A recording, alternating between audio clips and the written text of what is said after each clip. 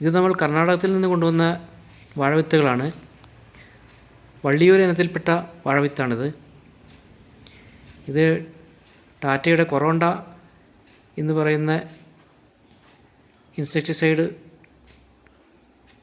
100 litre വെള്ളത്തിൽ 200 milli കലക്കി അതിൽ വാഴവിത്ത് 20 മിനിറ്റ് നേരം മുക്കി വെച്ച്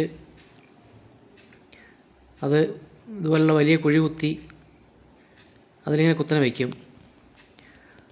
അതിനുശേഷം അതിലൊരു 2 കിലോ കോഴിവളം ഇട്ട് കൊടുക്കും. അത് കഴിഞ്ഞ് മണ്ണ് കൊണ്ട് മൂടും.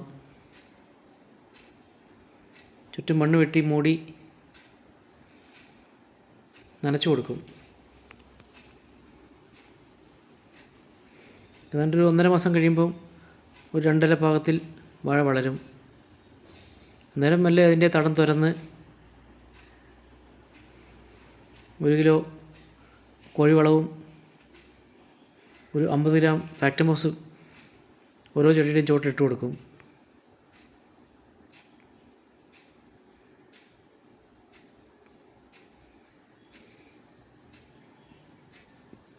അതിനുശേഷം അത് മണ്ണ് വെട്ടി നന്നായിട്ട് മൂടും.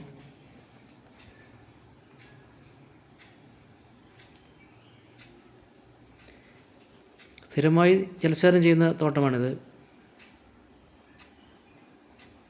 ആഴ്ചയിൽ 1 പ്രാവശ്യം നമ്മളിതിൽ നന കൊടുക്കുന്നുണ്ട്.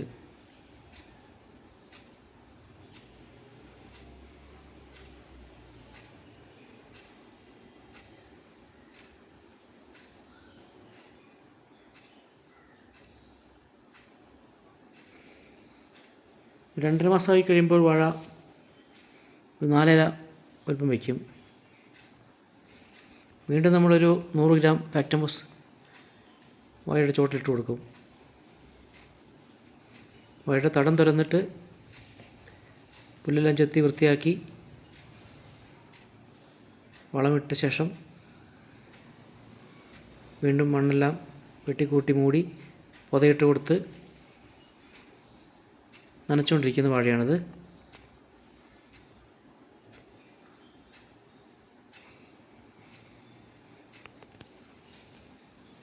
ഒരു കഷ്ടിയൊരു 100 ഗ്രാം ഫാക്ടംബോസാണ് ഇട്ട് കൊടുക്കുന്നത്.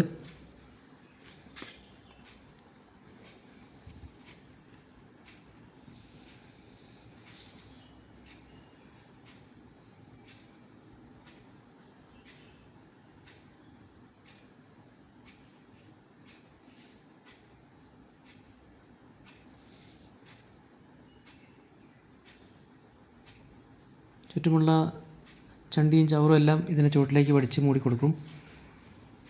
നനവ് നീക്കാൻ വേണ്ടിയാണ് ഇങ്ങനെ ചെയ്യുന്നത്.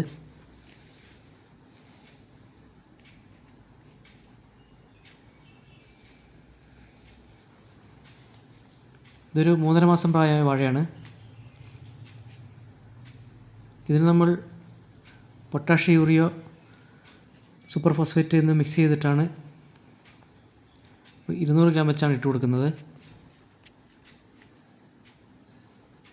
തടം നന്നായി തുറന്ന ശേഷം വളമിട്ട് മണ്ണ് വെട്ടി മൂടി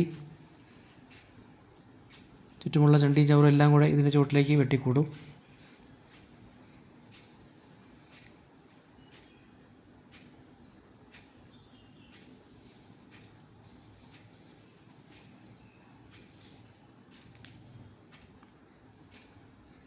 ഇത് 4 മാസം പ്രായമായ വാഴയാണ്. ഈ വാഴയ്ക്ക് നമ്മൾ പൊട്ടാഷ്, യൂറിയ, സൂപ്പർ ഫോസ്ഫേറ്റാണ് ഇട്ട് കൊടുക്കുന്നത്.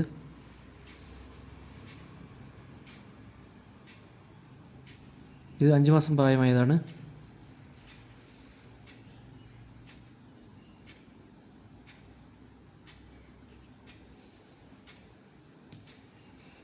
ആറാം മാസമാകുമ്പോൾ വാഴ കുലയ്ക്കാൻ തുടങ്ങും.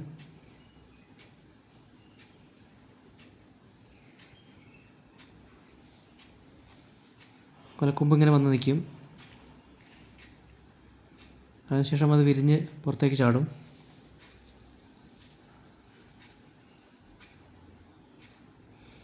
എല്ലാ കായും വിരിഞ്ഞ ശേഷം നമ്മളതിൻ്റെ കുടപ്പൻ ഒടിച്ച് കളയും.